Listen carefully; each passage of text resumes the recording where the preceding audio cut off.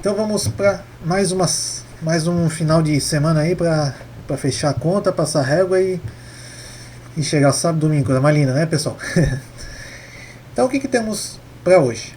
Basicamente nós vamos fazer a continuação lá do que eu tinha conversado com vocês, que foi o disjuntor, né? Eu vou falar de outro tipo de disjuntor, que eu tô com ele aqui. Opa, tá aqui. O verde ali tá pegando croma aqui, show de bola. Deixa eu abrir ele aqui. Agora sim. Então esse aqui é um disjuntor especial. Depois durante a aula eu vou conversar com vocês. Vou focar também em eletrodutos e vou passar a próxima etapa, o próximo trabalho que vocês têm que fazer. Então eu estou resumindo essas três coisas para essa noite.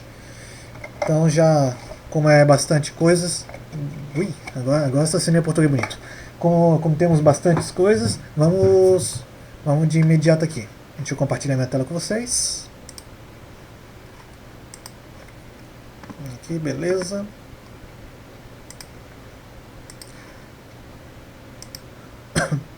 Opa, esse aqui. Então, vamos lá. Deixa eu... Aqui, agora eu já aprendi.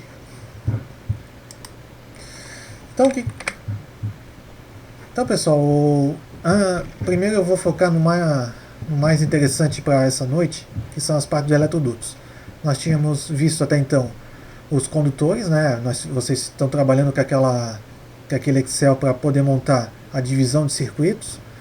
Cada circuito vocês chegaram numa corrente de projeto e depois uma corrente calculada, e utilizando os fatores, vocês chegaram na corrente de projeto.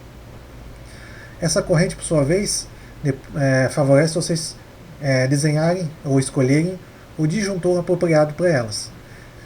E depois vocês escolhem o condutor, naquela inequação de 3 etapas lá que eu tinha falado, que a corrente do projeto tem que ser menor que a corrente do disjuntor, que por sua vez tem que ser menor que a corrente suportável pelo condutor. Então, com isso aí a gente fechou um pequeno ciclo. Uma vez que daí na última parte vocês selecionaram qual o condutor que pertence, qual o condutor que cada circuito vai ser utilizado, então agora temos que selecionar o eletroduto, porque ele é importante por motivos óbvios, né? Não adianta a gente ter muitos fios, muitos condutores e tentar colocar num eletroduto que seja pequeno, uma dimensão pequena. Não vão conseguir passar tudo e daí vai complicar bastante a instalação elétrica, bem como favorecer, por exemplo, o aquecimento, propagação de chama, aquilo tudo que toda aula eu estou falando e já está começando a ficar um pouco repetitivo para vocês. Acho que vocês já pegaram a ideia. Então, na aula de hoje, aqui nesses slides que eu estou compartilhando, nós vamos ver então como dimensionar o eletroduto, para saber qual escolher. Já de princípio, eu já tinha adiantado, e vocês vão ver que é importante isso também aqui, tentar não ultrapassar mais que 9 condutores por eletroduto. Porque mais que isso, por mais que, se vocês calcularem, por exemplo, um eletroduto ali, um normal, que é o 3/4 polegada, depois eu vou detalhar um pouquinho melhor, mas muitos condutores, embora o cálculo esteja ok, mas o eletroduto ele não vai certinho, ele não fica ali como uma linha, por exemplo, do AutoCAD, né? Ele fica todo bagunçado dentro do eletroduto e com vários condutores, vários fios, acaba emaranhando e dificulta a passagem dos próximos condutores. Então é por isso que a gente geralmente dá um limite de 9, bem como depois que sempre tem fugiu a palavra agora, que a gente põe mais coisa, como é que é, um incremento, não... quando a gente precisa colocar alguma coisa a mais, uma tomada nova, um fio novo, algo que não estava no projeto inicial, então já tem um espaço ali dedicado para isso. Então vamos seguindo aqui. Então, primeiramente, gente, o que é o eletroduto, né? Qual é a definição do eletroduto? Nós sabemos o que é, né? Podemos dizer, é o cano onde os fios vão passar, beleza. Mas qual é a definição mais mais coerente, né? Como é que a gente faz, o que a gente segue. Então, esse slide aqui, esses 4 itenzinhos aqui, dão o nosso primeiro norteio sobre eles. E o mais comum é o seguinte, vejam a primeira linha ali. É vedado o uso de produtos que não sejam expressamente apresentados e comercializados como tal. Então, eu só posso utilizar eletrodutos, uso eletrodutos, né? Não posso qualquer coisa aí, um cano de água, por exemplo, um cano PVC para tubulação de água. Ele, se você olhar, beleza, é parecido com um cano PVC para eletricidade, então eu poderia colocar. Não, tem que ser para o fim específico de eletricidade. Segundo item, importante ali, a NBR 5410, de novo, a NBR 5410 é a norma mãe, é ela que diz tudo que precisamos fazer ou não fazer. Ela é a nossa mãe. Só admite eletrodutos que não são propagantes à chama. Então, assim como os condutores da aula retrasada eu falei, que só pode ser material não propagante, o mesmo se aplica para eletrodutos. Só são admitidos eletrodutos embutidos aqueles que suportem os esforços de deformação característicos da técnica construtiva utilizada. Então, aqui são basicamente dizendo que só podemos usar aqueles eletrodutos rígidos, né, ou aqueles corrugados, que é a mais conhecida lá, os amarelinhos, os laranjinhas, né, ou os eletrodutos rígidos. E ali embaixo, os eletrodutos devem também suportar solicitações mecânicas, químicas, elétricas e térmicas.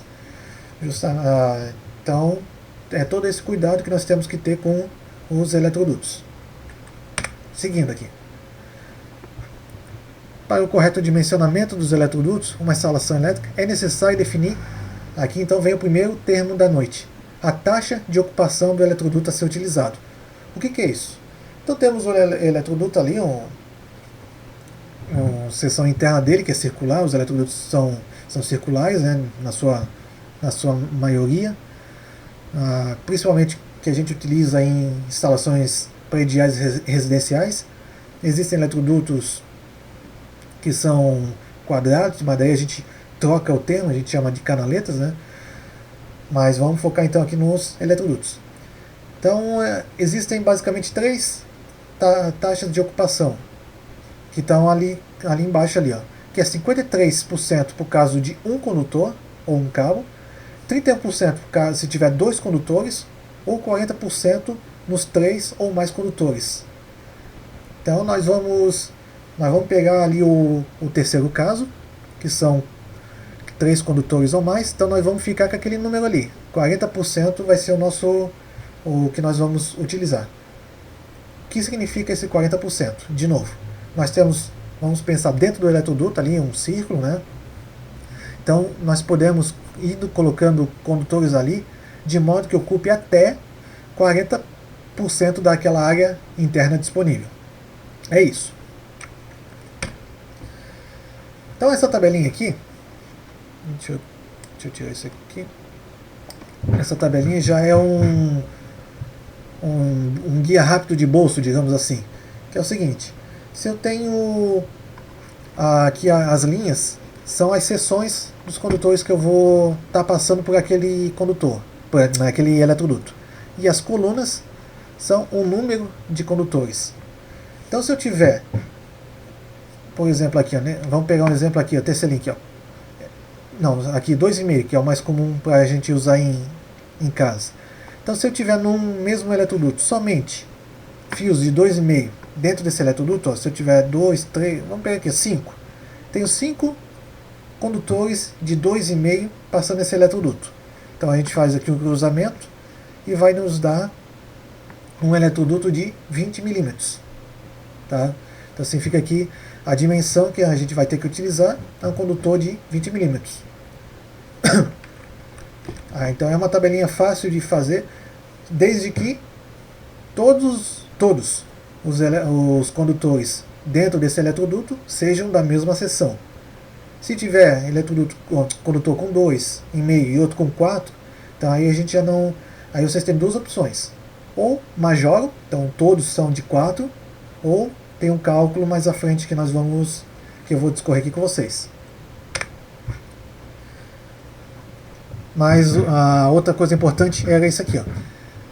Então, muitas vezes vocês vão ver falando condutores 20 milímetros, 25 milímetros, como eu acabei de falar, ou também em polegadas. 3/4 de polegada, meia polegada, 1 polegada, 2 polegadas.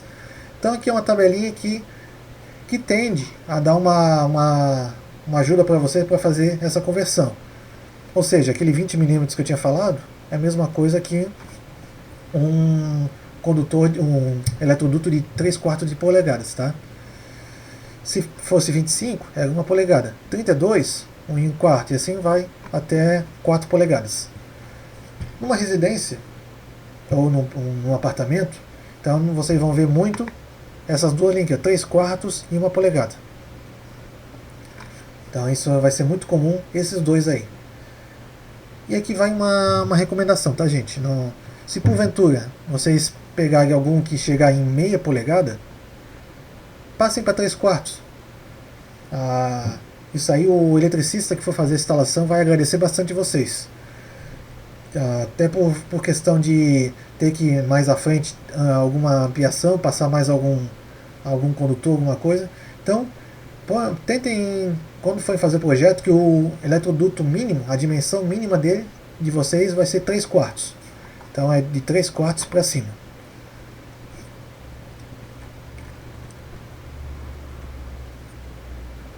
Então aqui está o desenho daquilo que eu tinha falado, que é da taxa de ocupação, né?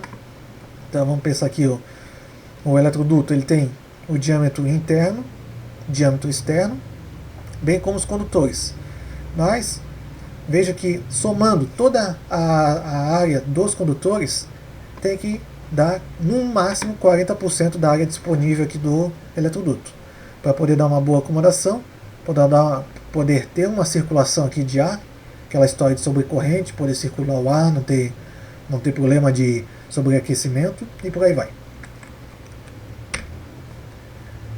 E aqui, então aqui começa a ver algumas tabelinhas, então muita coisa é bastante tabelada. Se vocês não souberem, vocês podem procurar fabricantes, que lá eles disponibilizam as tabelas deles, que é o seguinte, se eu voltar aqui na anterior, qual é o diâmetro interno de cada tubulação? Qual é o diâmetro externo? Quanto que eu tenho para poder fazer o cálculo aqui de disponibilidade? Então, essa tabela à esquerda aqui mostra os condutores com isolação de PVC. Então, se for fio ou se for cabo. Então, vamos pegar aqui, por exemplo, aqui um cabo de 2,5.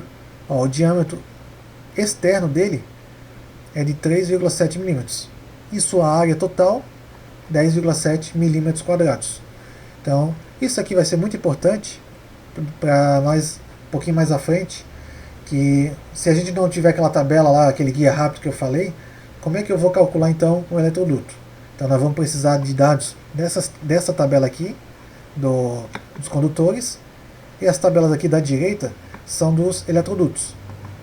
Então, onde esse de cima aqui é o material do eletroduto, se for de PVC rígido, e aqui de baixo de aço galvanizado. Qual é a importância dessa aqui? Então aqui, por exemplo, aquele de 20 que eu falei, 3/4 polegada, ele fala aqui, a ocupação máxima. Então eu posso ocupar no máximo 85 milímetros quadrados desse condutor. Enquanto que se for de aço galvanizado, eu já consigo 90. Por que isso? Questão do diâmetro ali do eletroduto. Se ele é mais fino, significa que eu consigo colocar mais material dentro dele. Porque ele tem o diâmetro externo igual, os dois, mas até chegar ao diâmetro interno tem a camada de material ali, então tem esse desconto aí. Acho que vai ficar mais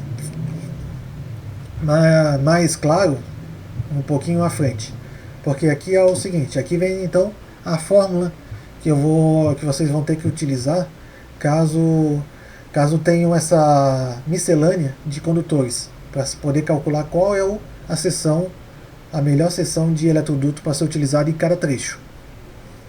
Então, o cálculo é esse aqui, Então a seção é uma somatória de número de condutores para cada circuito, que multiplica π vezes o diâmetro do maior condutor daquele circuito dividido por 4. Então, essa aqui vai ser a seção total dos condutores. Por que isso? Porque se a gente saber qual é a área dos condutores, a soma de todos os condutores ali, depois a gente tem que calcular aquele fator de 40% para poder saber qual o eletroduto que nós vamos precisar. Nesse momento, eu sei, pode estar um pouco confuso aí, pode estar muita informação de uma vez só, mas quando chegar no exercício, eu acho que no exemplo aqui vai dar uma boa clareada, tá, gente? Que já tá chegando. E depois, aqui então são duas formas. Uma é essa aqui para saber a seção total, né? E aqui embaixo, então, é o diâmetro interno do eletroduto que nós vamos precisar. Então essa aqui é mais fácil. É raiz quadrada de 4 vezes a soma das áreas externas dos condutores dividido pelo fator de ocupação vezes π. Esse fator de ocupação está aqui, ó, 53%, 31% ou 40%. Como eu já estipulei com vocês que é 40%, então esse F já é 0,4, fechou? Então vocês só vão precisar fazer esse cálculo aqui, que é a soma da área dos condutores, que a gente puxa aqui desse de cima. Então, para ficar mais claro, então tá aqui o nosso exemplo aqui que eu vou ver com vocês agora. Só um instantinho.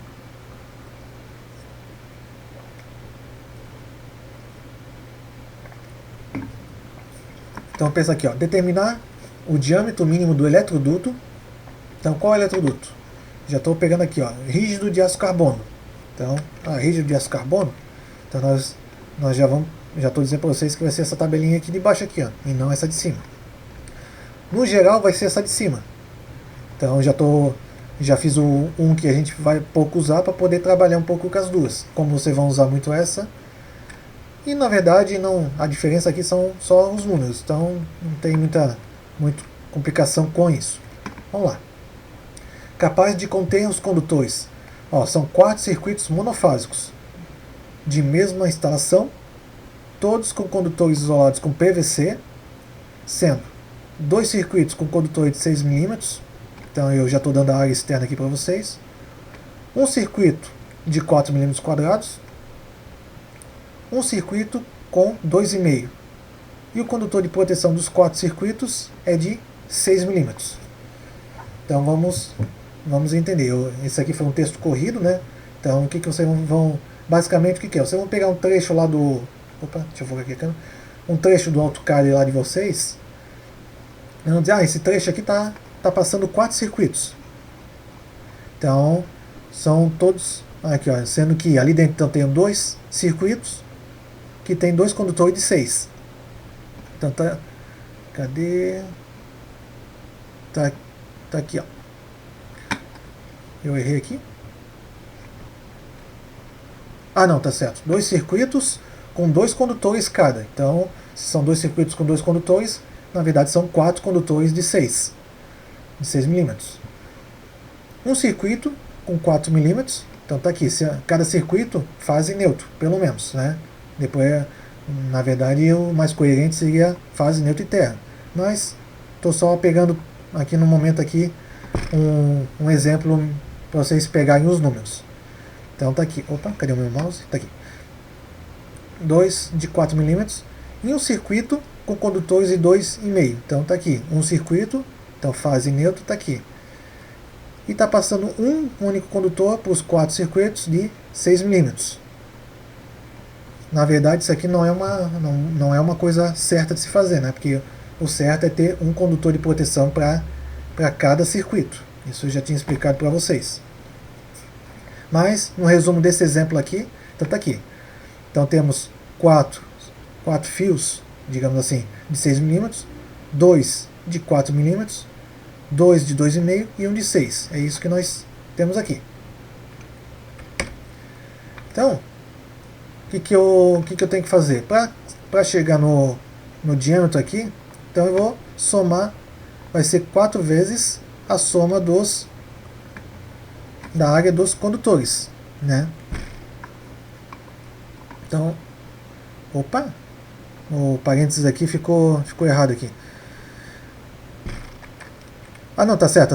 Aqui é apenas a a parte do somatório dos condutores. Então, aqui, ó, somatório dos condutores, colocando aqui.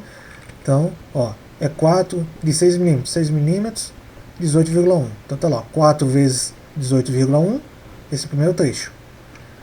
Mais, tenho 2 de 4 milímetros. O de 4, cadê? Tá aqui, ó, 13,8. Então, mais 2 de 13,8, mais, próximo, que é esse aqui, ó, 2 de 2,5. Cada um de 2,5 tem 10,7. Então, aqui, ó, 2 vezes 10,7. E o último lá de 6 milímetros, que está aqui, ó, 1 de 6, como é de 6 milímetros, também é 18,1. Então, mais um 18,1. Então, essa somatória aqui deu 139,5. Aí sim eu jogo aqui na equação, que está representada aqui embaixo, ó.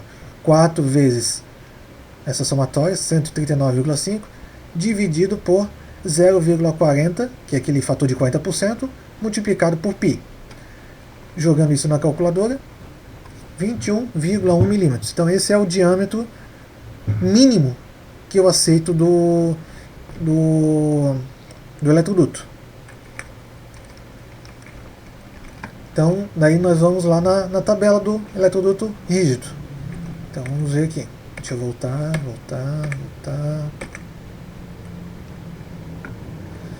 Cadê? Aqui. Ó, 21,1. Eu não posso pegar o de 20, porque é mínimo. Então vai pro próximo aqui, ó.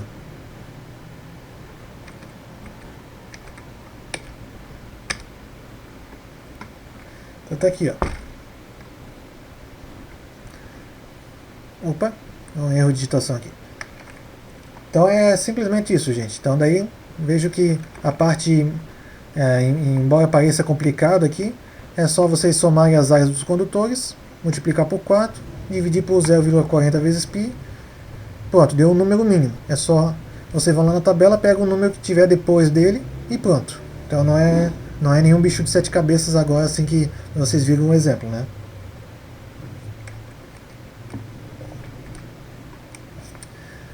E na parte de eletrodutos, então seria isso. Ou seja, vocês vão ter que fazer isso para cada trecho que tiver. Onde aí como é que vocês vão fazer então a representação? Vocês vão ter que colocar o seguinte: vocês consideram o que eu tinha falado, o 3/4 de polegada, que é o mais comum de todos. O que cair para 3/4 de polegada, deixa eu voltar aqui para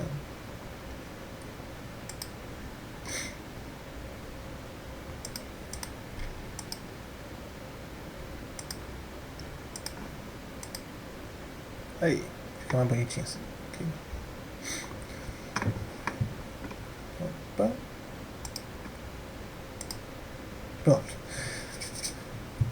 3/4 de polegada, o que vocês calcularem que for isso, vocês não precisam cotar lá no desenho de vocês. Assim como nos condutores, vocês podem fazer uma comparação, que o que for 2,5 mm de seção, vocês não precisam colocar. Vocês apenas na folha de dados, na folha de vocês lá, né, de impressão, na A3, A2, A1, A0, onde tiver notas, vocês vão colocar assim, ó: eletrodutos não cotados, considerar diâmetro de 3/4 de polegada.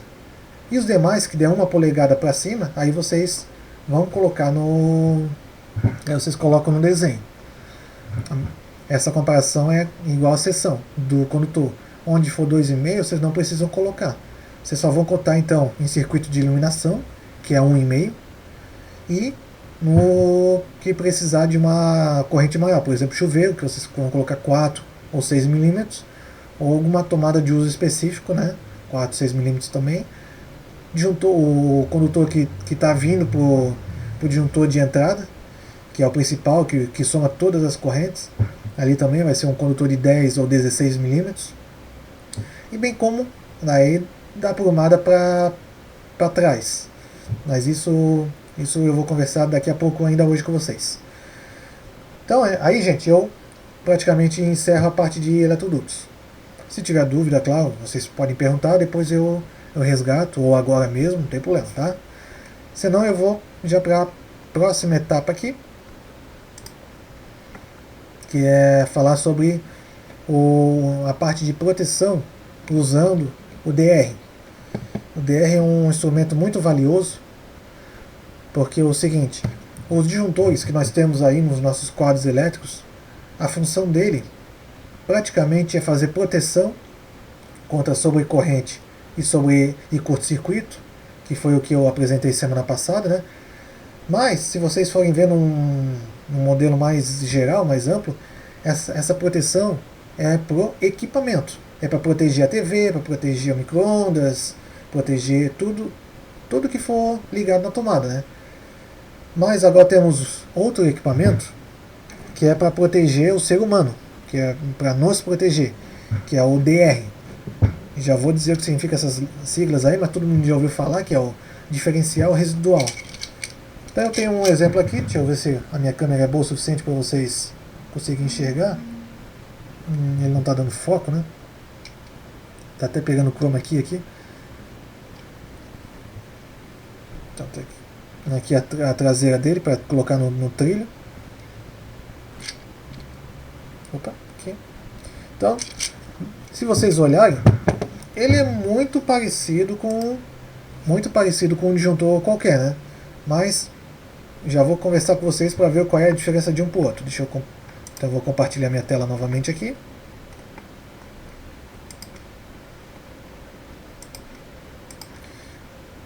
Minimizando. Aqui. Então isso aqui é um materialzinho que eu passo lá no Senai. Então vejam que é um material bem específico, bem didático. Então por isso que eu trouxe aqui para vocês, porque acho que é bem legal para vocês darem uma olhadinha. Então olha só, proteção contra choque. Então, a 5410 de novo. Então vejo que essa norma aí é aquela, como eu falei, tem que colocar debaixo do braço e seguir ela à risca, né? Como eu já falei várias vezes também, no projeto elétrico, né, não tem o certo e o errado, tem o que está dentro ou não está dentro das normas. Mas o seguinte, o que ela diz? Todas as massas, ou seja, partes condutivas acessíveis, sejam equipotencializadas através de conexão das mesmas ao condutor de proteção. Mas vocês podem dizer, quê? Então, numa tradução seguinte, tudo que for de metal, que possa, porventura, ter por exemplo, um fiozinho ali de fase que pode se desprender, seja pela idade, por exemplo, um ratinho, uma barata ali que pode comer o fio e soltar e ele pode tocar. Então, toda a parte metal externa dos equipamentos tem que ser aterrados, justamente para evitar aqueles choquitos que a gente leva ou numa máquina de lavar, ou até nos computadores, ou qualquer outra massa metálica que vocês já tenham levado choquinho, que vocês estão lembrando agora aí na cabeça de vocês. Então isso a gente evita como? Levando a essa massa. O que é essa massa aqui, gente? Quando no termos de eletricidade, a massa não tem nada a ver com pizza, com sexta-noite, pizza. Ou seja, a massa pra gente, na área elétrica, é toda envoltório metálico que poderia, porventura, ser eletrizado, ou seja, querendo, ou principalmente por algum fator que a gente não indesejável, tá? Então toda essa massa tem que ser equipotencializada ao condutor de proteção, ou seja, colocar um fio terra ali, direto no aterramento, tem que ser aterrado. Por isso que tem o terceiro pino lá que a gente vê nas tomadas, tá? Mas também temos o seguinte, temos um equipamento chamado IDR, que ele faz o seccionamento automático disso. O que quer dizer isso? Então, deixa eu passar aqui para a próxima. Acho que tá. Opa, pulei. Aqui. Aqui eu tinha me esquecido desse slide aqui. Então aqui, gente, é basicamente o que eu tinha falado aqui, ó. Vamos pensar a máquina de lavar. Então todo o envoltório dele é o que a gente chama de massa. Então, se ele não está com a proteção aqui, ó, veja um desenho aqui que está aberto, então ele não está com o fio de, ele não está aterrado. Então o que acontece? Tem aqui a fase, ele vem aqui e lembra uma frase que eu sempre disse: a eletricidade sempre, aqui, a eletricidade sempre escolhe um menor caminho, o melhor caminho para seguir. Então, o que tiver menos resistência. E entre o equipamento elétrico e o nosso corpo tem menor resistência. Então, por isso que a gente leva o choque elétrico, ou até mesmo aquele choquito. Então, mas se tiver aterrado, o que é? Um fio? O proteção nada mais é que um fio que vai direto para a terra mesmo. A terra aqui é a terra-chão, aterrado por uma haste metálica. E aí sim, este é um caminho com menor resistência possível. Então, entre o nosso corpo e ir direto para a terra, a eletricidade vai preferir para a terra. Daí evita a gente levar um choque. Mas mesmo assim, daí entra o IDR. O IDR, o que é? Um interruptor diferencial residual. Então, a gente pode fazer uma analogia disso aí, como se fosse um guardinha que fica monitorando. Monitorando o quê? Na quarta aula, eu falei para vocês que o circuito elétrico é um circuito fechado, onde os elétrons eles vêm e voltam, né? Então eles ficam circulando. Ou seja, todo elétron que entrou no circuito, ele tem que sair. Então o guardinha, o IDR, ele fica contando. Entrou um elétron, entrou dois, entrou três, entrou quatro. Daí foi ver. Saiu um, saiu dois, saiu três, saiu quatro. Opa, beleza, tudo certinho. Todo mundo que entrou, foi todo mundo que saiu. Agora, nessa situação aqui, tanto A quanto B, você está levando um choque, ou seja, ele não está. Tem elétron aí que está tendo fuga. Ou seja, entrou 3, entrou 4 e saiu 3. E o quarto saiu pelo teu corpo e foi embora. Então ele observou que todo mundo que entrou, quer dizer, nem todos que entraram saíram. Então, e o que ele vai fazer? Ele vai desarmar o disjuntor. Então aí protege nós, as pessoas, contra o choque elétrico. Então essa é a vantagem do IDR. Mas o seguinte, então pode ter, como nem tudo é perfeito, né, em termos de materiais, então sempre tem uma fuguinha ou outra. Então nós temos que escolher um valor mínimo para que ele possa atuar. E qual é o valor que a gente escolhe? Então foi feito vários estudos e percebeu o seguinte, tá ali na direita ali, ó, é aqueles 30 mA, ou seja, é 3 vezes 10 a menos 30, 30 vezes 10 a menos 3 amperes. Por que isso? Porque até esse valor, nós até vamos sentir o formigamento, nós vamos sentir aquele choque, aquela beliscadinha, nós vamos sentir? Vamos. Só que, a partir desse valor, aí já começa a ter perigo para a gente. O coração pode, a partir dos 30 mA, pode já começar a dar algum problema. Então, e tem ainda aquele negócio. As pessoas são diferentes umas das outras, né? Todas são diferentes. Então pode ser um pouquinho a mais, um pouquinho a menos. Então já jogamos esse valor para baixo. Então significa que 30 mA pega 98%, protege 98% das pessoas. Claro, existem ainda esses 2% aí que podem ser hipersensíveis à eletricidade. Mas já vemos que 98% já é um valor bem, assim, estatisticamente, a chance de proteger quase todo mundo é extremamente alto, né? Então, deixa eu mostrar aqui, ó, o que são esses valores. Então, essa tabelinha aqui mostra justamente isso. O eixo X pensem na corrente que está passando pelo nosso corpo no choque. Eu toquei ali na máquina de lavar que está com problema. Daí eu estou está passando uma corrente pelo meu corpo. E no eixo vertical, o tempo que que essa corrente está passando por mim. Veja que o eixo aqui é em miliamperes, tá, gente? Então significa que até 0,5 miliamperes, não é? Não confundo com amperes. Então estamos uma escala de 10 na 3 abaixo, né? Então até 0,5 miliamperes, eu estou nessa área azul aqui, ou chamado de AC1. O que acontece? A gente pode até sentir.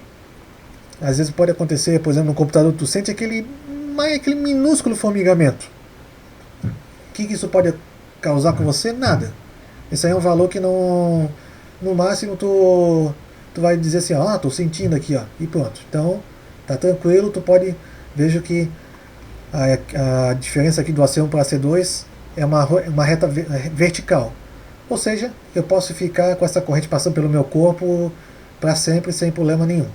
Que não vai me trazer nenhuma consequência. A partir disso, então, de 0,5 aqui até 200 mA, já entro na zona verde, mas que depende do tempo que eu vou ficar exposto a ele. Mas é a área AC2. A área C2, então, é a partir de 0,5 até essa curva que faz a separação com a próxima, né? O que vai acontecer? Eu já posso começar a sentir umas contrações involuntárias, podendo causar alguma coisa mais severazinha. Por exemplo, tu sente aquele beliscamento mais forte, né? Que tu chega até a se contrair, tu contrai a mão, fecha a mão, ou um braço, ou qualquer outra parte que tu tocou, né? Se tu tocou numa perna, pode encostar. Mas, em geral, os exemplos que eu vou dar aqui para vocês é com a mão e braço. Já pode começar a causar alguma coisa, tipo uma dor, você pode sentir uma dor na hora, assim, que fica uns 2, 3 minutos ali doloridos. Mas veja que o tempo já começa a influenciar. A partir do momento que você ou já aumenta a corrente, ou fica mais tempo submetido a essa corrente, então a gente vai para a área C3. Aí já é extremamente perigoso. Aí já entramos na área aí que estamos correndo riscos. Quais? Se vocês, não sei como é que está a qualidade da compartilhamento da tela aí com vocês, então eu vou ler aqui para vocês porque tá pequenininho, né? O que ele diz?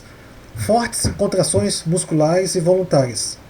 Então, essa aqui principalmente é aquela que a gente diz, se tem um fio solto ali, um barramento, uma barra que está energizada, que tu toca com a mão e tu fecha, a tua mão tende a fechar sozinha. E tu não consegue abrir a mão. Tu tá ali levando choque, tu tá ciente que tá levando choque, tá doendo, tá ali, digamos, morrendo, e tu não consegue abrir a mão. Por quê? Porque essa corrente, ela acaba sobrepondo os teus nervos, a comunicação do teu cérebro com os teus nervos, que faz com que tu não consiga abrir mais a mão. E tu fica ali, dependendo, até podendo ser fatal. Então, olha só, dificuldade respiratória e disfunções cardíacas reversíveis. Então, esse ainda é tranquilo. Tranquilo quer dizer assim, ainda tem salvação. Pode acontecer a parte lá de fibrilação. Pode ocorrer imobilizações e os efeitos aumentam com o crescimento da corrente elétrica. Normalmente, os efeitos prejudiciais podem ser revertidos. E depois, gente, daí a gente passa para a área aqui que aí tu já começa a ver a luz no fim do túnel. Já consegue ver o outro lado da vida. Que é o seguinte. O que acontece nessas correntes maiores? Vejo que já a área rosa ou vermelha aqui já começa a partir do momento que tu levou aqui. Não importa o tempo, já está.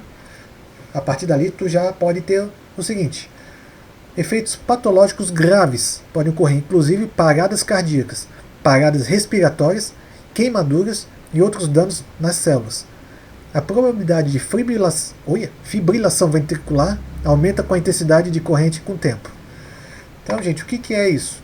Então, deixa eu só voltar aqui para vocês poderem me enxergar melhor. O que é fibrilação, gente? Então, se a gente, o coração, você sabe que tem a parte do átrio e do ventrículo aqui, né?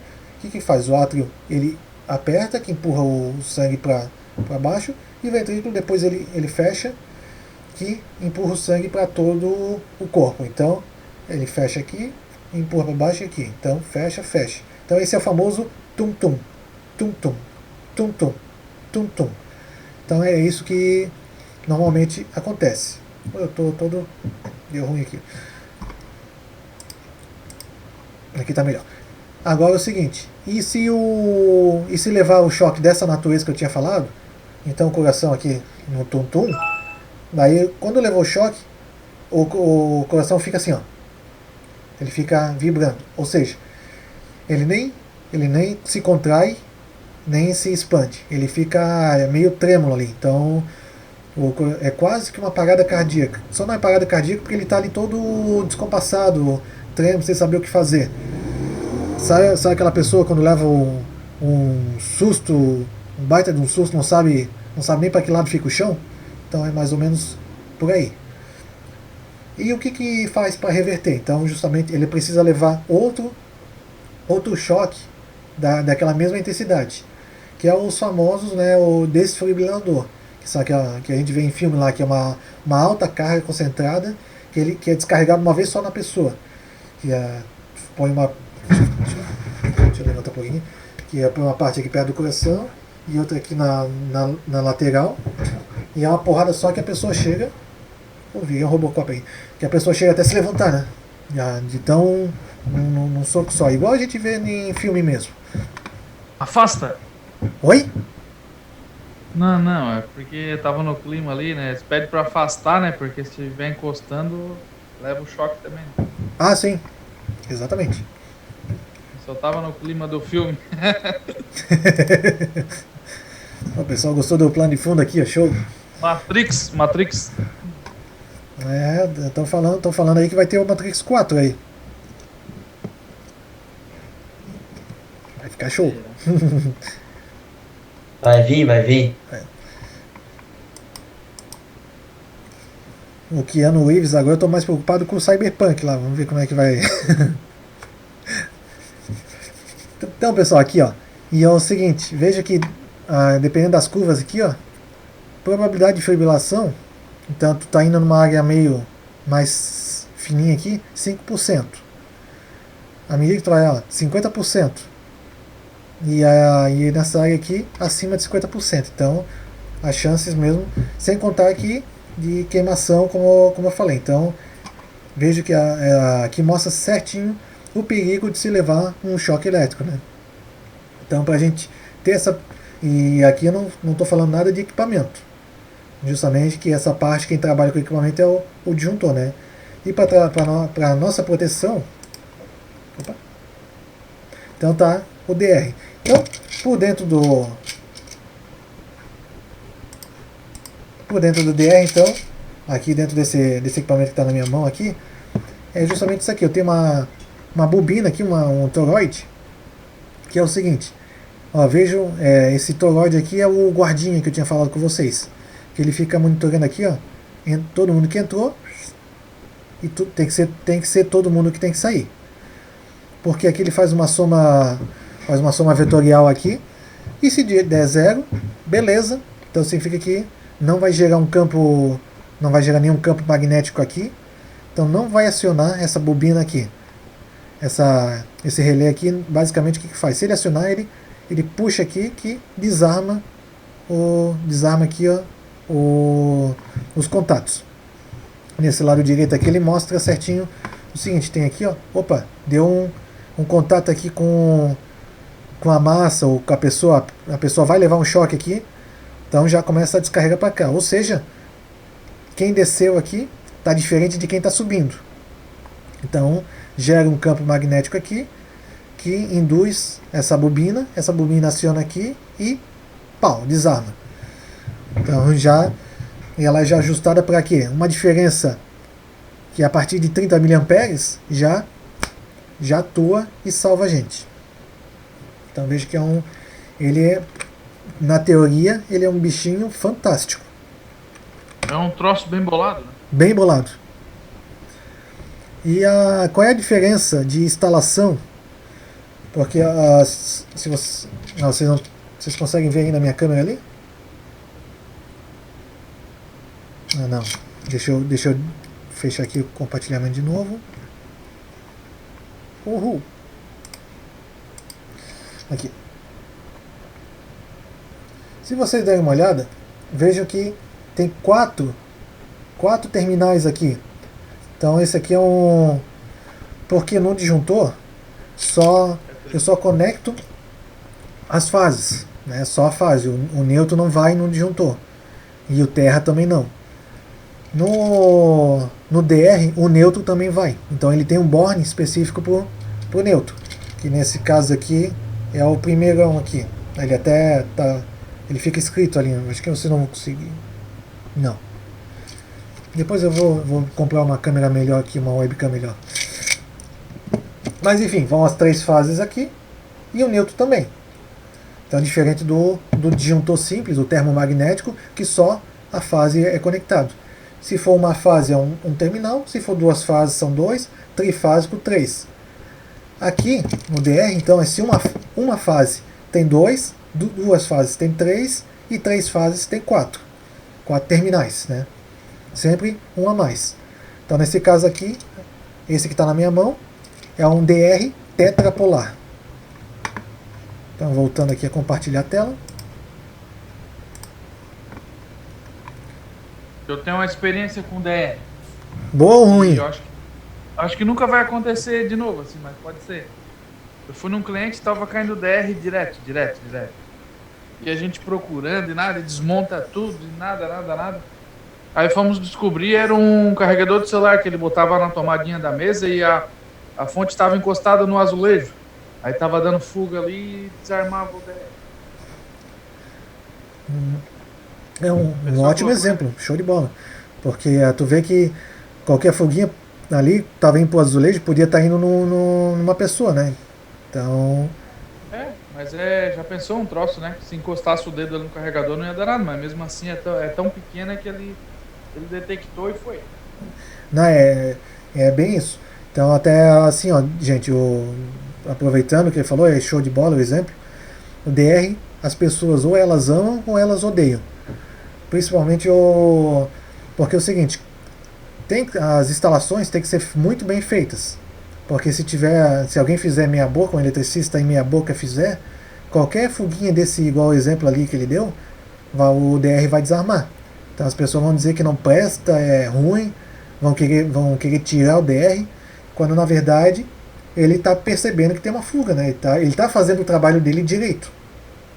Então isso que é o... A maioria não gosta, né?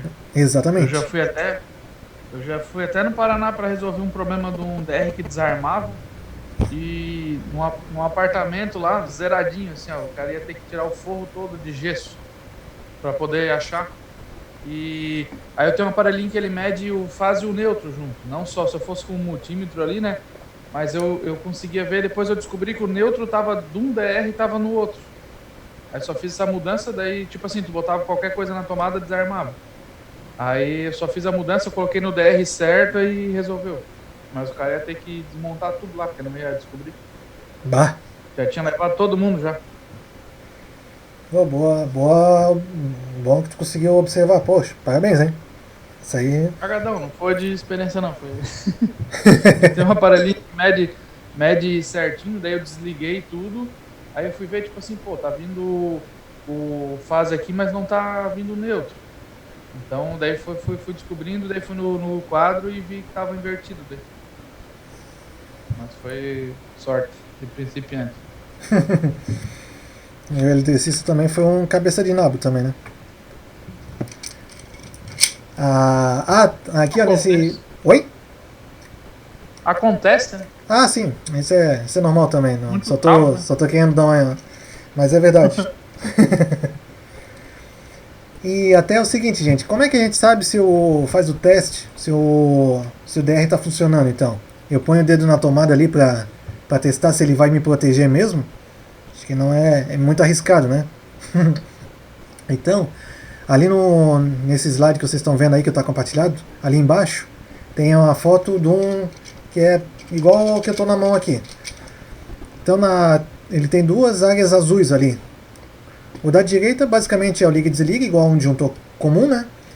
E tem um outro azul mais em cima aqui, não sei se vocês estão enxergando o mouse, que é um botão de teste. Então quando ele está energizado, bonitinho, se vocês apertar aquele botão ali, ele faz uma fuga, ele tem um circuito interno ali que faz uma fuga, para que não seja um curto, né? Que daí ele vai perceber, se estiver funcionando, ele vai desarmar, que nada mais é que um teste interno, né? Então isso é bastante importante para quando tá ligando pela primeira vez, ou a cada 2, 3 meses, é importante fazer esse testezinho aí. Aí, outra observação, gente, que eu vejo que esse aqui eu estou falando aqui do IDR, né? Mas hoje a gente conhece mais o DDR, que é basicamente, ele já junta a função de um disjuntor termomagnético com os DRs também. Então já tem 3 em 1. Ele faz a proteção contra a sobrecorrente, proteção contra curto-circuito e proteção contra a fuga de corrente. Então já é interessante. E nesses aqui que eu estou passando para vocês, o primeiro aqui, esse de cima, ele é um bipolar. Ou seja, hora ele está feliz, hora ele está triste, né? Esse aqui então é para uma fase. Então no caso vai ali uma fase num terminal e o neutro no outro terminal. Então ele tem valores ali para correntes. Então nós usamos ali o que eu já deixei grifado ali, 30 mA. E os valores comuns que você encontra comercialmente está ali na direita, que é de 25, 40, 63, mas basicamente 25 e 40. Nós vamos pegar mais, que são até parecidos com os disjuntores que vocês vão colocar nos projetos de vocês. Então daí duas coisas que faltam eu falar aqui com vocês. Deixa eu ver aqui se está aqui. Aqui, a especificação. Então eu vou dizer, é um tipo de... Qual é o tipo? Tipo A ou tipo C? Faltou falar antes aqui, Tipo A. É utilizado em circuitos onde a corrente de falta é senoidal com componente contínuo. Então isso aqui dificilmente vocês vão pegar. Vocês vão pegar mais esse de baixo aqui, que é a AC. Que a senoide é igual aquela senoide que eu desenhei para vocês, mostrando o que é uma corrente alternada. Então basicamente é sempre AC. Tá aqui. Número de polos: 2 ou 4. 2 polos para monofásico e 4 polos para tripolar, para 3 fases. Onde que vocês vão usar isso? Por exemplo, para motores que necessitam. Que os motores são trifásicos geralmente. Correntes nominais. Então tá aqui, 25, 40, 63, tudo que eu mostrei. Sensibilidade, 30 mA, cravado. Tensão máxima. Então 240 volts para bipolar, porque nós somos 220, né, nossa corrente, ou 415 o tetrapolar. Por quê? Nossa corrente trifásica é 380, então ele aguenta um pouco mais, questão de 10% a mais ou a menos aí. Frequência é a nossa frequência de rede, 60 Hz. E a fixação é o trilho DIN. Esse trilho, justamente o que está aqui na traseira, que eu mostrei, quando eu mostrei a bundinha aqui, que é para fixar naquele trilho comum que nós temos hoje dos quadros mais atuais. Então aqui é importante, gente. Onde que a gente tem que colocar isso aqui? Então, na verdade, na norma 5410, ela não nos obriga a colocar em todos os circuitos. Então, nós temos algumas opções, algumas alternativas. Ou a gente coloca na entrada do quadro geral, ou a gente coloca na saída em todos os circuitos, ou pelo menos, aquela história que eu falei, para cumprir a norma, nos circuitos em que ela obriga. Quais são elas? Então tá aqui, circuitos de chuveiros, mas aqui é importante salientar que os chuveiros temos que colocar hoje os chuveiros com a resistência blindada, tá? Senão ele pode desarmar com facilidade. E hoje acho que é comum a gente já encontrar os chuveiros com os circuitos blindados. Circuitos não, resistência, desculpa. Que mais? Circuitos de tomadas em áreas externas. Então, tudo que for área externa, por exemplo, uma garagem de uma casa, uma varanda, uma sacada de apartamento, ou num prédio, por exemplo, tudo que tiver no lado de fora do prédio, ali no condomínio, então entra aqui. E aqui embaixo, circuitos de tomadas da cozinha, banheiro, lavanderia, garagem, todo local que a gente possa considerar como molhado. Então, área de serviço é uma área que a gente considera molhado. Cozinha é considerado molhado. A sacada que eu tinha falado, porque pode chover, essas coisas, então é uma área molhada.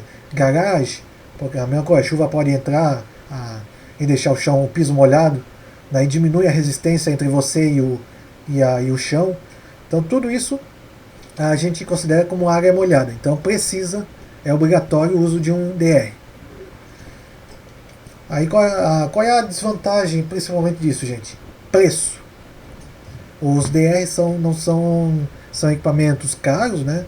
Então muita gente opta por não colocar porque realmente dói no bolso para a pessoa que está fazendo aí. Daí vem aquela história que eu falei, então põe um DR só na entrada do circuito, no quadro geral. Beleza, tu economiza porque tu compra um. Em compensação, como exemplo dele ali, um carregadorzinho ali que tu bateu ali na área ali, ele percebeu essa fuga, derrubou a casa toda. Ao invés de derrubar só aquele circuito, facilitar, né, para tu até descobrir onde é que tá, ele derruba a tua casa inteira, ou o teu apartamento inteiro.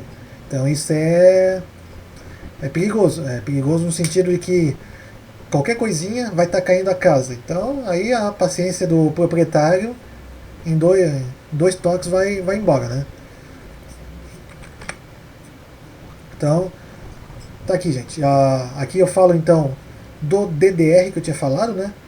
Mas basicamente é a mesma coisa, com a diferença de que o DDR tem o disjuntor embutido junto também, né? Então tá aqui. Então o símbolo para como é que é a simbologia elétrica dele. Então tá aqui, ó. Esse aqui é um DDR bipolar, ou seja, aqui ó, a fase 1 e um neutro. E aqui também, ó. Opa. Esse é o tripolar, que tem duas fases e um neutro. Então tá aqui. Feito isso, então entendido isso aqui, gente, eu vou falar mais um item que eu tinha esquecido aqui, que vai no... Deixa eu ver aqui quantos slides são. São 4 slidezinhos. Então vale a pena... Então eu falei que eram 3 coisas que eu ia falar hoje, é um quarto porque eu esqueci desse aqui. Que é um DPS. É outro equipamento, esse eu não tenho aqui na mão para mostrar para vocês. Mas ele é importantíssimo. Porque é o seguinte, o que é um DPS? Então é a sigla para dispositivo de proteção contra surtos. O que é um surto, então? Basicamente, assim, quando cai vamos pensar um raio nas proximidades aí, que é um raio que o parta, como diz o que pode acontecer? Se cai próximo a uma rede elétrica, por causa do campo magnético extremamente absurdo que ele tem, ou aí campo elétrico junto, o que está em volta, pensa ali, temos os 380, 220 volts, ele vai lá para 500, 1000 volts em fração de milissegundos e volta. Então, isso é suficiente para queimar a televisão, queimar a geladeira, queimar qualquer coisa. Então, tanto é que mais antigamente, sempre que estava relampejando, fazendo trovada, a gente tinha o costume de ou desligar o disjuntor ou até mesmo tirar os equipamentos mais caros da tomada. Porque um surto desse podia trazer um prejuízo financeiro legal para a gente. Claro que daí tem a lei, está no nosso lado, diz que a concessionária tem que pagar por esse prejuízo, mas até você conseguir sair tem toda a incomodação burocrática, né? De entrar com a Celesc, pedir o ressarcimento, não poder mandar para o conserto antes deles darem um aval, tudo. Então, enfim, temos o DPS, que é colocado, geralmente se coloca em 2 lugares. Ou na entrada do medidor, lá na frente da casa, vamos pensar numa residência, no medidor, ou popular relógio, que é o seguinte, se vocês verem a instalação dele aqui não sei se vocês conseguem ver o meu mouse, mas à direita, na parte inferior ali, ele é colocado numa fase e no terra. Então, num conector, numa ponta, tu liga numa fase, e na outra ponta tu liga direto na terra. Por que isso? Ele é uma espécie de um fusível ali que é um super-herói que tá pronto a se sacrificar por um bem maior. Que é justamente isso, ele fica olhando ali o nível de tensão.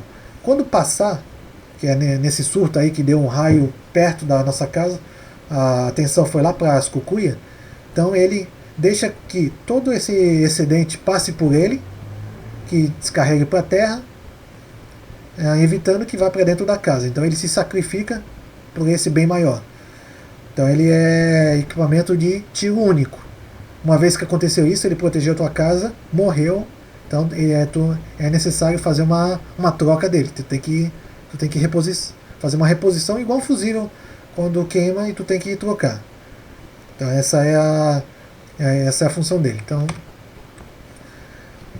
vejo que aqui, ó, eu tinha falado ali em 1000 volts, ó, mas ele aguenta até 2500 volts. Nas classes, ele tem várias classes, né? Falando no caso aqui mais residencial, que a gente usa a categoria 2, ele aguenta isso aí. Onde tem um impulso, olha só, de 8 a 20 microsegundos. Então veja que é mais rápido que o estalar de dedo do Thanos. E a corrente nominal ali, a corrente, ele aguenta até 20.000 amperes. Então é uma coisa bem absurda que ele aguenta. E onde que eu instalo? Então aqui, ó, depois do disjuntor geral lá do medidor, geralmente, ou até mesmo antes dos DRs.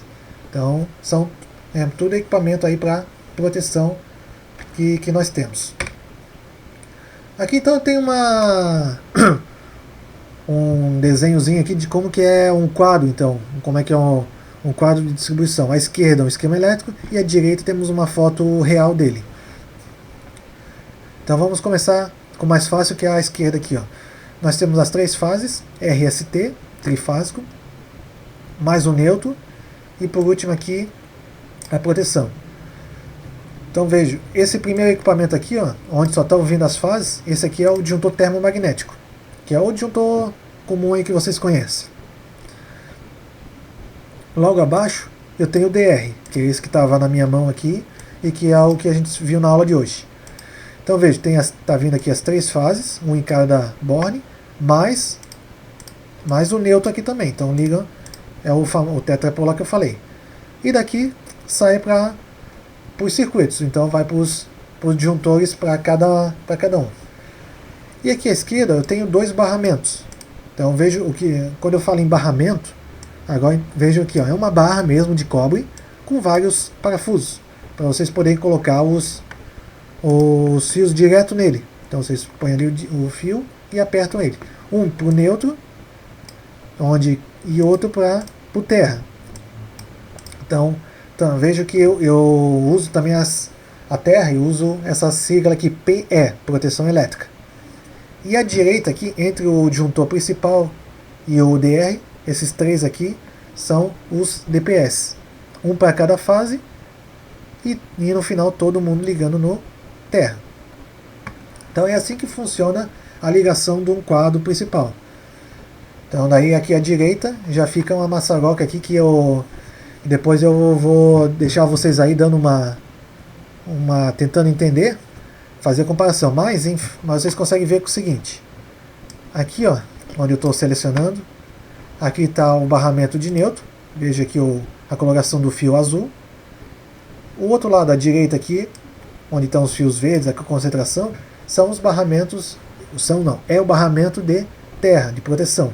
Então onde todos os fios verdes estão vindo aqui, um geral, né? Um geralzão, que vem lá do circuito, que vem da rua ou do quadro principal, do medidor, e os demais são um para cada circuito.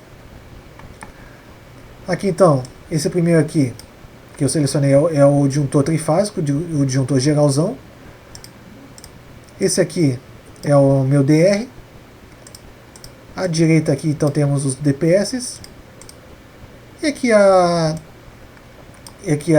direita aqui, ó, na direita não, nessa linha central aqui, é um disjuntor para cada fase. Então, por exemplo, tomada de um quarto, tomada de outro quarto, iluminação 1, iluminação 2, da cozinha, não sei o que, tal. Então, tá aqui os disjuntores, um para cada circuito separado. E aqui embaixo temos os DRs para os circuitos que exigem. Por exemplo, para os circuitos da tomada da cozinha, tomada do banheiro, do chuveiro, ou áreas externas. Então aqui estão os DRs. Então eu vejo que esse aqui é um quadro de distribuição muito bem feito, muito bem trabalhado. É assim que ele tem que ser feito. Só que daí, claro que ele vem a tampa, né, para quem não sabe de eletricidade, ou até mesmo para evitar contatos com indesejados, onde só fica aparecendo aqui as pontinhas aqui dos disjuntores para a pessoa poder ligar e desligar. Então toda essa parte de trás aqui não é acessível, a não ser que você retire os parafusos, né? Professor, pode falar. Uma dúvida minha aqui. No neutro é errado eu colocar o DPS no neutro? Geralmente não colocamos. Geralmente nós só colocamos nas 3 fases, mas não é errado. Tá, beleza. Outra coisa, esse cabo, se por exemplo, ele vai até 20 mil amperes ali, né? Isso. Ele corta. Mas tipo, no quadro ali tá um cabinho de 2,5, por exemplo.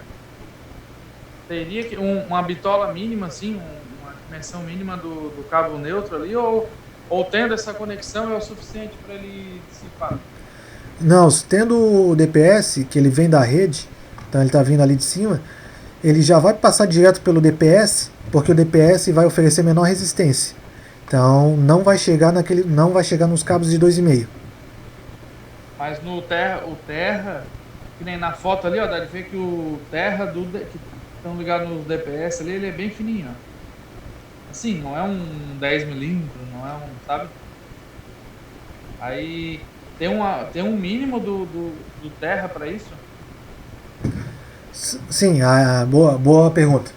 Assim, ó, tem um outro que fica lá no de entrada, e aquele ali já fica direto, já assim que saiu do disjuntor principal lá de entrada, aquele lá já é ligado direto até na haste de aterramento da casa, do prédio, da edificação.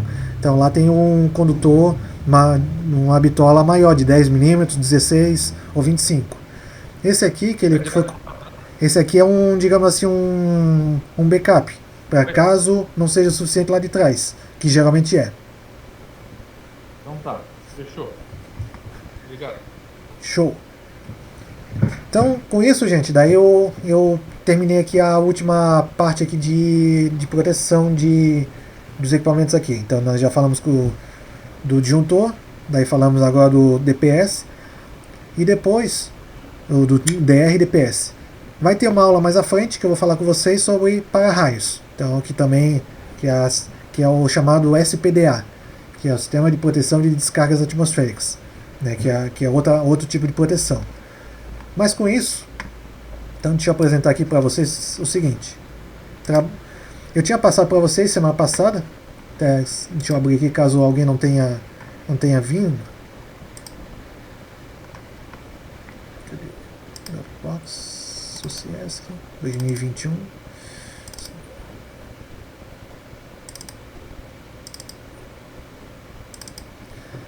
O trabalho que eu vou exigir para vocês agora é esse aqui, ó. Vocês vão ter que fazer então uma plumada de uma edificação. O que é uma plumada? É fazer toda a instalação, fazer todo o projeto vertical do condomínio. Até então, vocês fizeram com o segundo trabalho, foi a parte de horizontal, que é um apartamento tipo, né? Então vocês vão, cada andar de vocês são 4 apartamentos, ou seja, 4 apartamentos por andar. Vocês fizeram já ou estão fazendo o levantamento do circuito, lá com aquele Excel, para poder saber qual é a demanda, qual é a carga instalada em cada em cada apartamento. Vamos pegar aqui, por exemplo, né, aqui no último andar aqui, ó. Nesse caso ele viu que vai ter que ter uma entrada aqui, ó, de um condutor de 10 milímetros. Então são 4 apartamentos por andar. Coincidiu esse exemplo que eu estou mostrando para vocês. Vocês vão ter que fazer um exemplo similar com esse aqui, onde que vejo que vai ter que ter aqui, ó, um quadro de distribuição. Pode ser um por andar, pode ser um para cada 3 andares, como está aqui, ou pode até mesmo ser um geralzão lá embaixo, por quadro de medição, que sobe para o quadro de distribuição, que fica em cada andar, e aí sim, cada andar faz a distribuição para cada apartamento, né? Então vocês vão ter que fazer algo.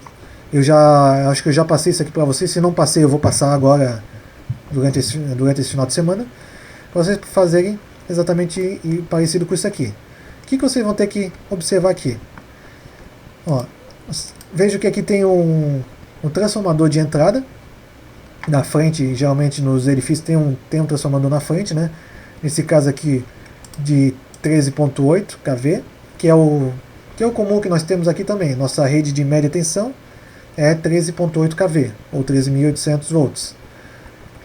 Aqui, ó, nesse exemplo que eu estou passando para vocês aqui, é da Copel. Copel é a Celesc do Paraná. Então aqui é a Companhia Paranaense de Energia Elétrica. Então esse transformador aqui, deles, faz de 13.8 para 220/127. O nosso caso aqui de Santa Catarina é 380/220, que é o trifásico / o monofásico. Então veja aqui, ó, o que nós temos aqui? Ó, 3 fases, um neutro e terra. Então, vocês vão ter que ir fazendo isso aqui. Os valores nós vamos completando com o tempo, né? Provavelmente semana que vem a gente completa isso aqui. Daí ele vem direto aqui, ó, essa parte aqui vocês momentaneamente podem até ignorar. Ele vem direto para esse QGD, que é o quadro geral de distribuição. Então entra aqui. Aqui o que ele tem? Né? Ele tem esse chamado BEP. O que é BEP? Barramento de equipotencialização, que é justamente ligado com toda a malha de terra do prédio, que é necessário, obrigatório fazer uma malha de aterramento em volta do prédio. Depois disso eu vou explicar na aula de SPDA com vocês. Daí aqui do quadro geral, ele vai distribuir para quê? Para os quadros de medição. Nesse caso aqui, um para cá, um para o térreo, que nesse caso aqui é um edifício aqui residencial comercial, onde temos aqui temos um térreo, temos um mezanino aqui de escritórios, ainda temos um pilotes aqui. E depois que começa os pavimentos tipo. Então ele faz a distribuição, quadro de medição aqui, quadro de medição aqui nos dois, e depois ele entra então aqui, ó, um quadro de medição para distribuir para cada 3 andares.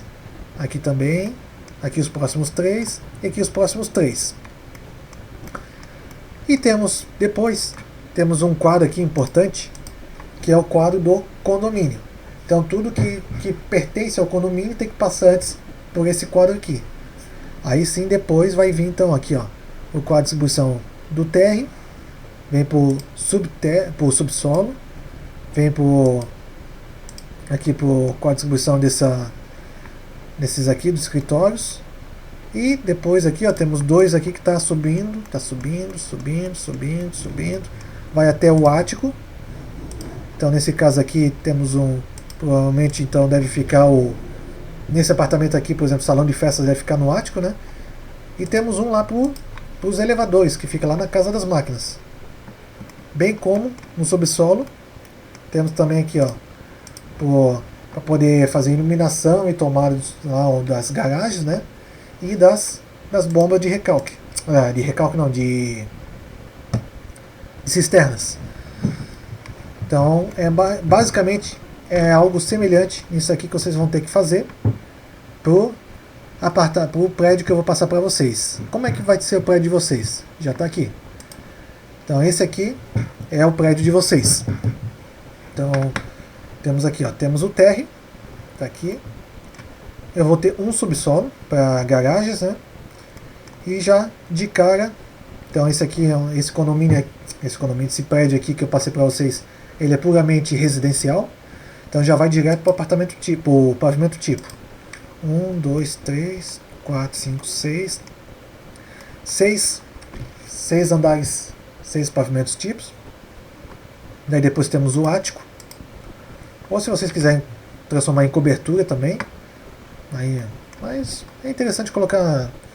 Se bem que hoje em dia residencial já está mais comum ter mais cobertura do que ático, né? E lá em cima, a casa de máquinas. Então, esse é o prédio de vocês. Então, é um pouco mais simples do que esse que eu passei para vocês, porque eu já estou removendo aqui a parte de escritórios e o pilotes. Então, só temos um subsolo também. Então, dá uma facilitada. Basicamente, vocês vão ter que tentar seguir algo parecido com isso aqui, né? Sendo essa liberdade que, por exemplo, quadro de medição aqui. Hoje em dia, por questões até de segurança, estamos colocando tudo no térreo, né? Sai os quadros de medição do térreo e depois que sobe para os quadros de distribuição por andar ou para cada 3 andares. Aí também fica a critério do que vocês acharem mais tranquilos. Então, isso aqui é a parte fácil do trabalho. Isso aqui eu estou mostrando, vai junto para vocês terem uma ideia de como é que é o completo, mas vocês não têm a obrigação de fazer isso aqui. Apenas aqui a legenda assim, né?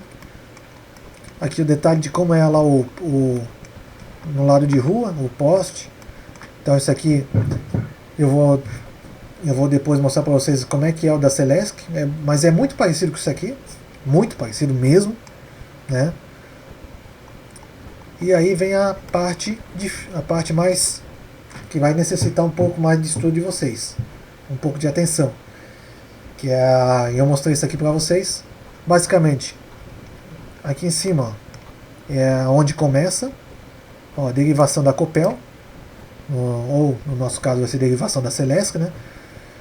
Então, ele mostra aqui a parte de como é que está a linha de média, o poste, o muro de entrada. Então, a gente segue aqui a linha roxa aqui, o magenta, até aquele QGD. No QGD, então, tem aqui um disjuntor de entrada. Então, esse aqui é o símbolo do disjuntor, tá? Onde temos aqui, ó, um disjuntor trifásico. Esses 3 riscos representam trifásico, 3 fases. Aqui em cima a gente sempre põe o valor do disjuntor, o valor nominal dele, que é de 800 amperes. E depois, então, ele vem aqui para o barramento, para poder fazer a distribuição. Então aqui vem as 3 fases para esse disjuntor, 3 fases para esse. Isso aqui, gente, a gente chama de diagrama unifilar, que é o que? Um fio, um risco, né? Representa todas as fases. Como é que a gente faz isso? Escrevendo aqui, ó, dizendo que são 3 fases, ou até no disjuntor, os 3 riscos aqui, né? Eu só vou, aqui, ó, são 10:05. Eu vou pedir só de mais 5 a 10 minutos aqui, só para terminar isso aqui, daí eu finalizo, tá, gente? E aqui a gente diz para onde vai cada um, ó. Esse aqui vai para o quadro do condomínio, esse aqui vai para o quadro de medição 1, 2, 3, 4, 5 e 6. E aqui então a gente diz como é que sai cada coisa aqui. Isso aqui eu vou repetir mais uma vez semana que vem, mas falando aqui a fiação. Então são aqui, ó, 35 mm sulfase, entre parênteses aqui é o neutro, e o T é o de terra. Então aqui é tudo 35 mm, fase, neutro e terra.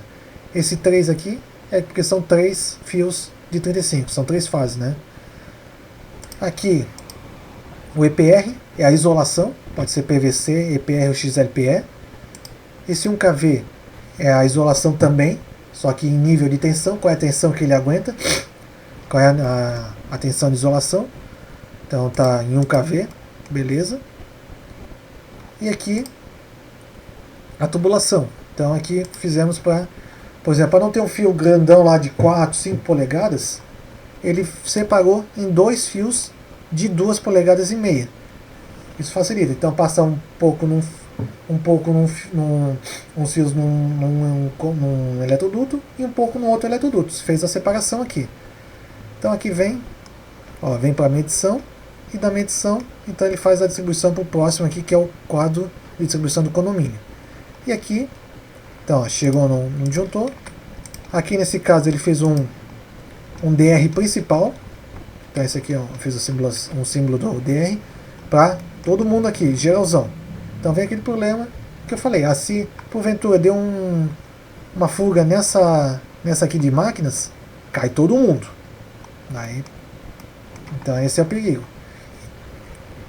Mas enfim, daí aqui nesse quadro de distribuição ele mostra aqui, ó, cada disjuntor principal que vai para, esse vai para o quadro de distribuição lá do subsolo, esse vai para o quadro das bombas, esse vai para o quadro de distribuição do subsolo. Então vejam que ele está seguindo o desenho que estava lá na esquerda, lá nessa folha aqui, ó. Basicamente é você seguir aqui e ao mesmo tempo ir observando, seguindo como é que ele está vindo por aqui. Vocês vão ter que fazer isso aqui para todos eles.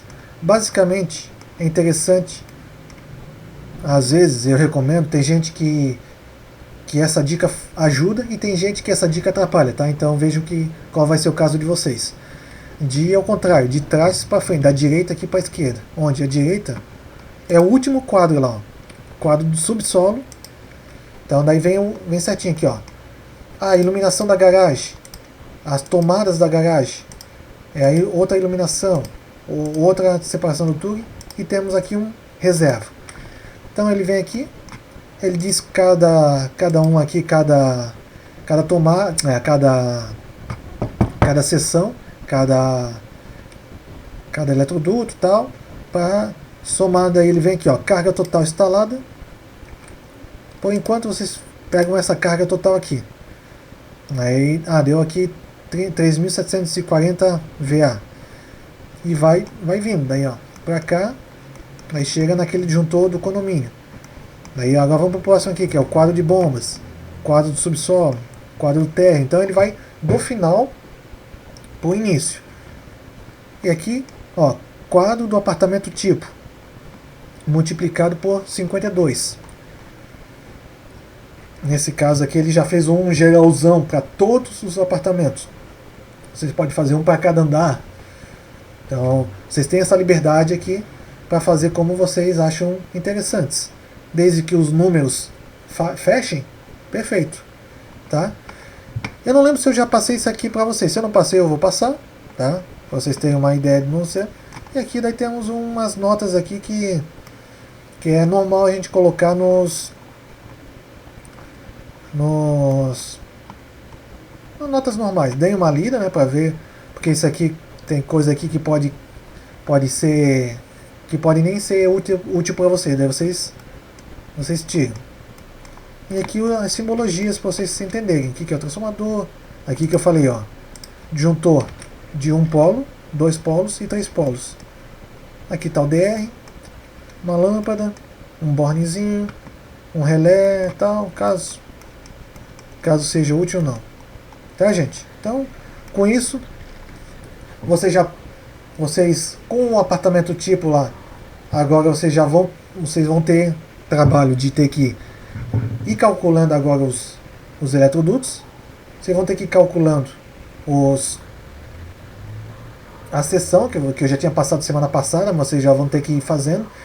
Então, gente, é o seguinte, já vão fazendo, porque vejam que a coisa está começando a acumular.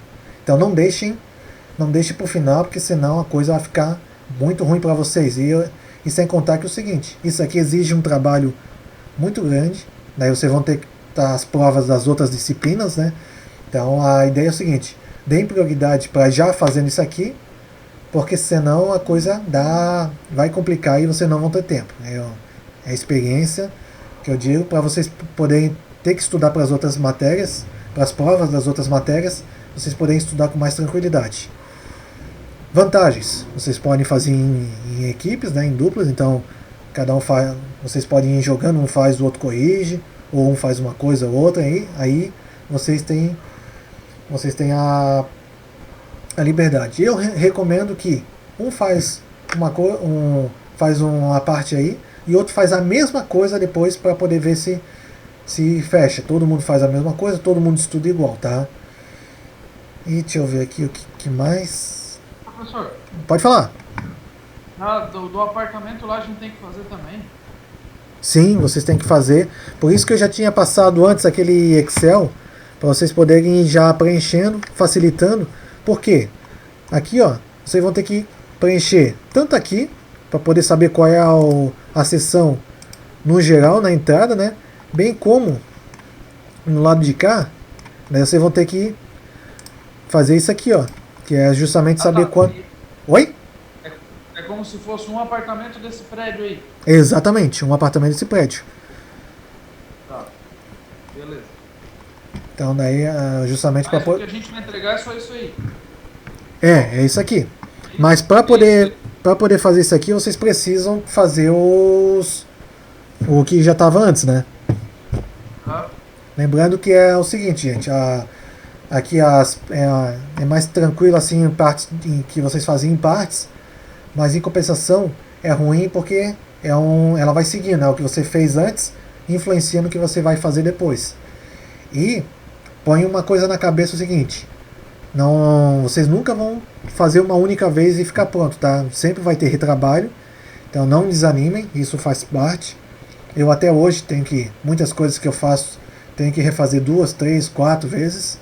Isso faz parte aqui da jornada dessa disciplina, tá, gente? Não desanimeis. Deixa eu ver aqui. E se alguém não... Vamos pensar. E beleza, gente. Se ninguém tiver mais nenhuma dúvida aí, deixa eu só pegar aqui que eu... Deixa eu ver quem chegou aqui depois, que eu não tinha dado presença. Só deixa eu pegar... Ih, vou ter que... E o Life, é ruim que qualquer coisa eu tenho que fazer o login sempre de novo, né? É chato aqui. Então só mais 2 minutinhos aqui, só pra eu ver quem chegou depois Tem aqui. só uma nota lá, né? Eu não escutei. Lá só tem uma nota, né? Sim, só tem uma nota, que é do Luminotécnico. Semana que vem já vai estar a nota do último trabalho, que é o...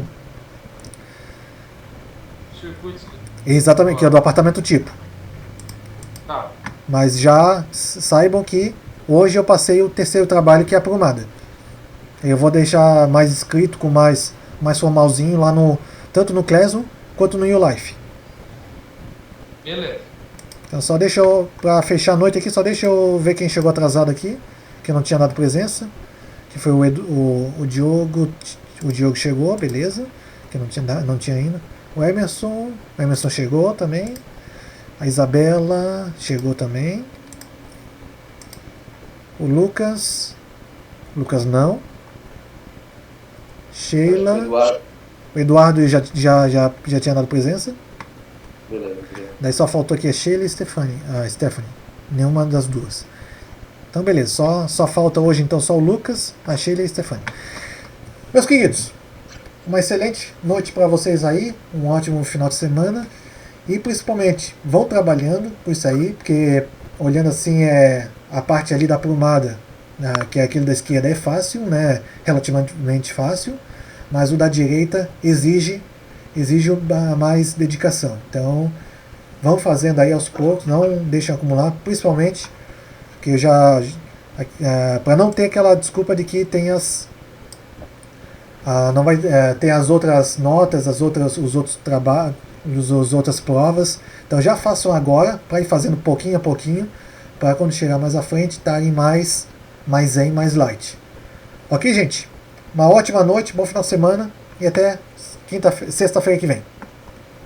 Valeu, professor. Boa noite. Boa noite.